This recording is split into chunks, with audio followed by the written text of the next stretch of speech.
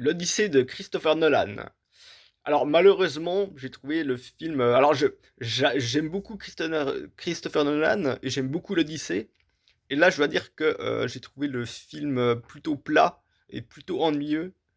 Euh, je, je vais commencer par énoncer les bons points, parce qu'il y a quand même, c'est pas non plus une catastrophe.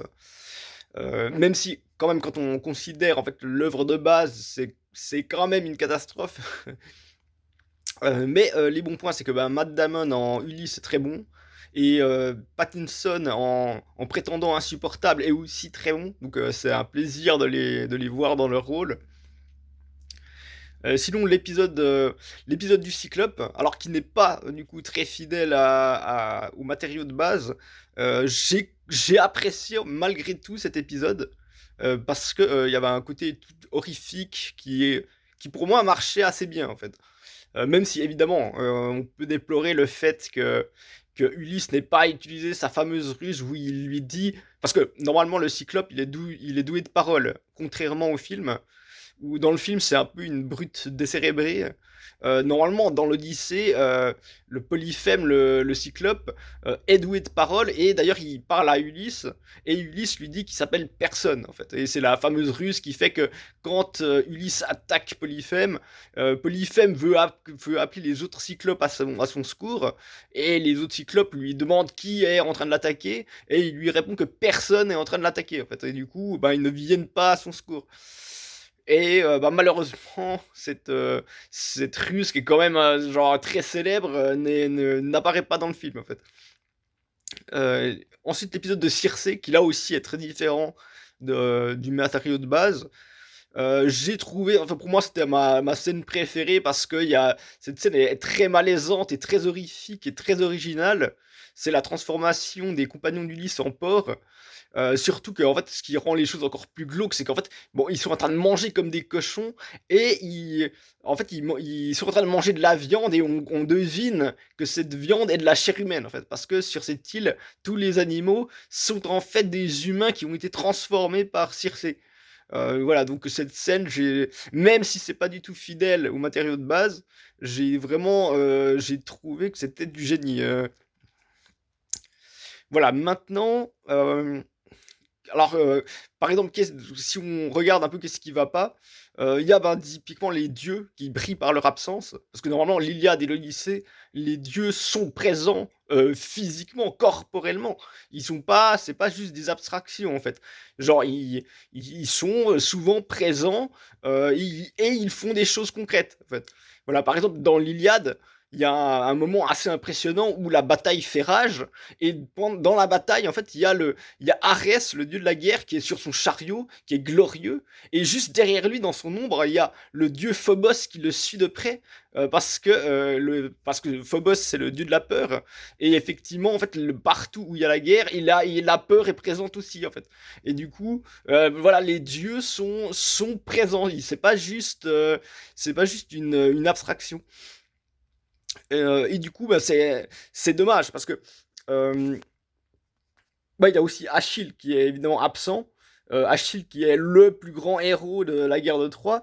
Et c'est bizarre parce que normalement, il y a un passage où Ulysse il arrive aux orées de l'enfer et il voit plusieurs morts qui sont morts pendant la guerre de Troie. Et là, bah, Achille brille aussi par son absence en fait. Et ça, c'est vraiment bizarre comme choix en fait. Parce que s'il y avait bien quelqu'un qui devait être présent, c'était Achille en fait. Sachant que c'était un peu lui le héros de la guerre de Troie en fait. Enfin avec Ulysse, parce que Ulysse c'est lui qui a eu l'idée du cheval de Troie. Mais justement, parlons-en. Parce qu'il faut savoir que les dieux pendant la guerre de Troie, ils sont pas tous du même côté. Il y en a qui sont du côté des Troyens et d'autres qui sont du côté des Achéens en fait, qui veulent prendre la ville de Troie. Et bah, il se trouve que il y a justement un dieu qui aurait dû être présent dans le film, c'est Poséidon. Parce que Poséidon, lui, il était du côté des Troyens, en fait. Et vu que c'est grâce à la ruse d'Ulysse, alors, genre, sauf erreur, en fait, c'est Athéna qui lui a chuchoté l'idée du cheval de Troie. Donc, c'est pas Ulysse qui a eu l'idée, en fait. Il a suivi les conseils d'Athéna Mais n'empêche que c'est grâce à Ulysse que les Achéens parviennent enfin à prendre la ville de Troie, en fait. Et du coup, bah, en fait, il y a beaucoup de gens qui pensent que Poséidon a la haine contre Ulysse parce qu'il crève l'œil du Cyclope, parce que les Cyclopes sont les fils de Poséidon.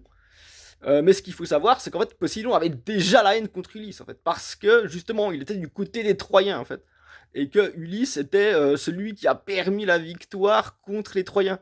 Et ce qui fait que Ulysse, quand il doit rentrer chez lui, évidemment, il doit prendre le bateau et il sait pas qu'en fait, il se retrouve sur un terrain hostile, en fait, sur le terrain de Poséidon. Et évidemment, Poséidon déclenche une tempête qui fait que son bateau parte à perpète, et c'est ainsi que commence l'Odyssée, en fait.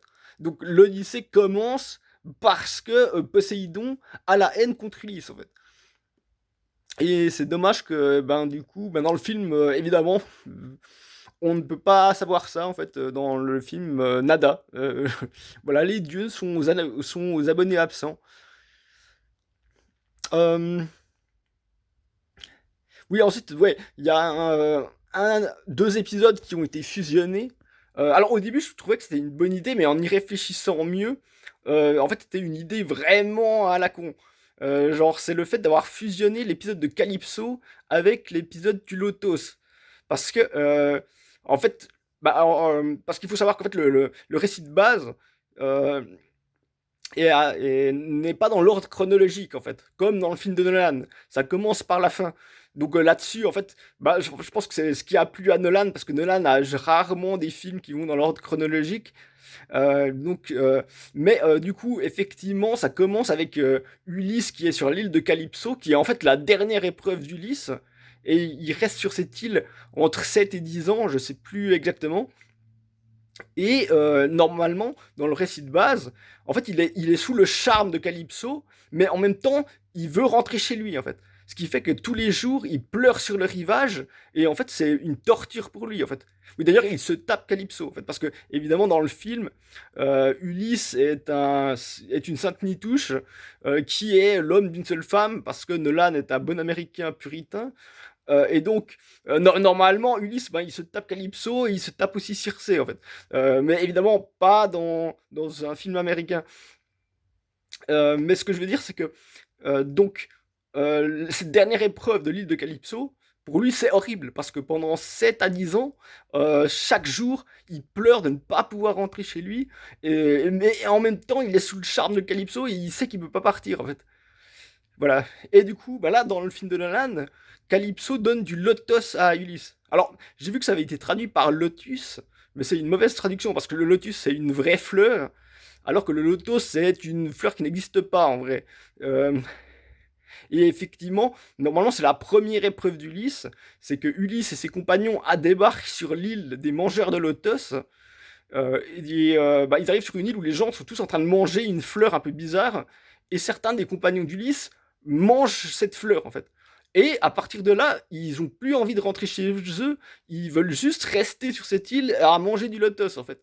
Donc en gros, la première épreuve d'Ulysse, c'est l'addiction, parce que l'addiction, effectivement, ça nous fait oublier d'où on vient, ça nous fait tout oublier, et on a juste envie de consommer notre produit en fait.